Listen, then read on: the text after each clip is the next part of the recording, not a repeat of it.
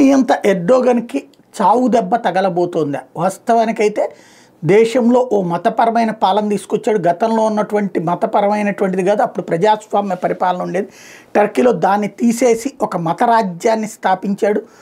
ఇప్పటికీ అక్కడ తీవ్రవాదులకి ఆశ్రయం కల్పిస్తూ ఆ తీవ్రవాదుల్ని తన మనుషులుగా పెట్టుకుని ఇతర వర్గాల మీద ఆధిపత్యం చెలాయిస్తూ ఒక అరాచకమే సాగిస్తున్నాడు. చివరికి క్రైస్తవులకు సంబంధించినటువంటి ప్రార్థనా స్థలాల్ని మార్చి పాడేయటం కూడా చేసుకొచ్చాడు. వాటిని కీలకమైనటువంటి మార్పులు చేసుకొచ్చాడు. ఇప్పుడు అయితే వాస్తవానికి మొన్న మధ్య జరిగినటువంటి ఎన్నికల దగ్గరే ఎదురు దెబ్బ తగిలే సందర్భంలో చిట్ట చివరిలో తనదైనటువంటి స్టైల్ని ప్రదర్శించి మొత్తం మీద ఓ రిగ్గింగే చేశాడా, ఎట్టయితే ఏం కథ నడుపుకొచ్చాడు. ఇప్పుడు ప్రజా తిరుగుబాటు క్రమంగా పెరుగుతోందా, ప్రజల్లో ఆగ్రహావేశాలు పెరుగుతున్నాయి అంటే అవుననిపిస్తోంది. ఒక మేయర్ తొలగింపు విషయంతో కొత్త కాన్సెప్ట్ తెర మీదకి వచ్చింది. ఎర్డోగన్కి వ్యతిరేకంగా ప్రొటెస్ట్స్ భారీ ఎత్తున పెరిగిపోయినాయి.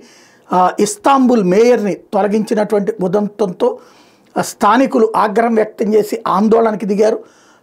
ఎర్డోగన్ ప్రభుత్వానికి వ్యతిరేకంగా నినాదాలు చేయడంతో పాటుగా రోడ్డెక్కి ఉద్యమాలు ప్రారంభించారు. ఇస్తాంబుల్ మేయర్ని అరెస్టు చేయడం అన్నటువంటిది ఇప్పుడు సంచలనం సృష్టిస్తోంది. మరి ఇది సివిల్ వార్ కిందకి వెళ్తుందా అంటే అట్లాంటిదేమీ లేకుండా తనదైనటువంటి మనుషులతో ప్రయత్నాలు చేయబోతున్నాడు ఆయన.